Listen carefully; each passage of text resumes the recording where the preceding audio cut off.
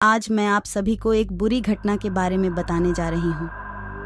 एक रात मैं अपने गांव से मेरी दोस्त छाया के साथ अंधेरी रात मैं जंगल के रास्तों से बस स्टैंड की ओर जा रही थी।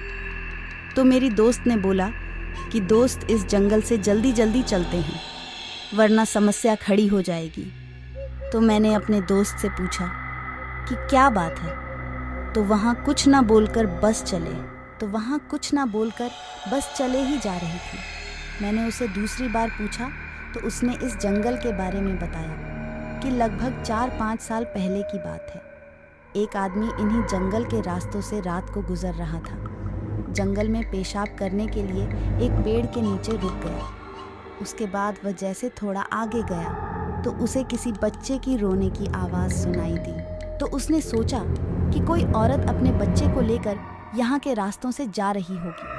लेकिन तभी उसे याद आया कि यह जंगल तो राजवीर काका है जो 5 साल पहले यहाँ पर फांसी लगाकर मर गए थे। वह आदमी बहुत डर गया था और उसके दिमाग में गांव वाले लोगों की बातें याद आ रही थी कि रात के समय उस जंगल के रास्ते पर कोई भी बुलाए या फिर कुछ भी पूछे तो उसकी तरफ मत देखना और कुछ मत बोलना।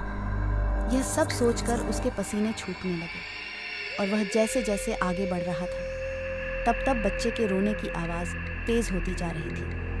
तभी अचानक उसने देखा कि एक छोटा बच्चा पेड़ के नीचे रो रहा है।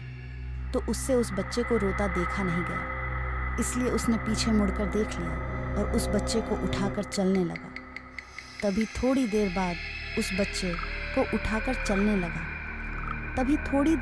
उस बच्चे का वज़न बढ़ने लगा।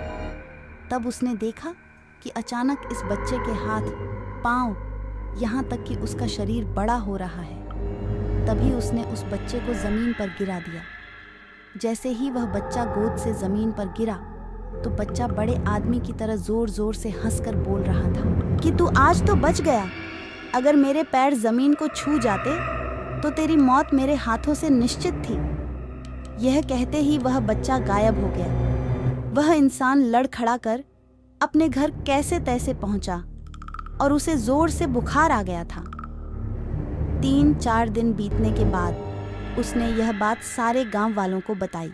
यह कहानी छाया के मुंह से सुनकर जंगल के रास्ते से जल्दी जल्दी बस स्टैंड पर पहुंच गई। उसके बाद से मैं उस जंगल के रास्ते से आना जाना बंद कर दिया क्योंकि मुझे छाया की बात सुनकर बहुत डर लगने लग गया था